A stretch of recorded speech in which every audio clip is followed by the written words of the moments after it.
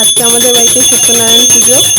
আজকে দিনটা খুব ভালো, বৃহস্পতিবার প্লাস আবার পূর্ণিমা পড়েছে, তাই আজকে আমরা সবাই উপোস করে পুজো করেছি। আমার হাজবেন্ড আজকে উপোস করেছে। ও আজকে উপোস করবে বলে অফিস থেকে ছুটি নিয়েছে। আমার বাবাও আজকে আবার উপোস করেছে। আমরা সবাই, আমি, মা, বাবা, আমার হাজবেন্ড সবাই মিলে আমরা পুজোতে আছি। ঠাকুরমশাই এখন আরতি করছে, এই যে আমার হাজবেন্ড পাশে দাঁড়িয়ে আছে। তো এখন পুজো চলছে। এরপরে সন্ধ্যার পুজো দিয়ে তারপরে পাঁচালি পড়া হবে। পাঁচালি পড়ে তারপরে প্রসাদ নেব। প্রসাদ নিয়ে আমি আর মা উপোস ভাঙবো।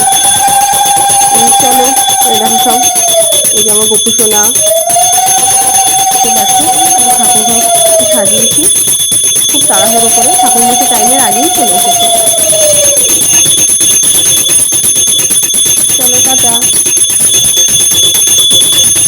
প্লিজ তোমাদের কেমন লাগলো কমেন্ট করো, কমেন্ট করে জানিও। চলো, টাটা।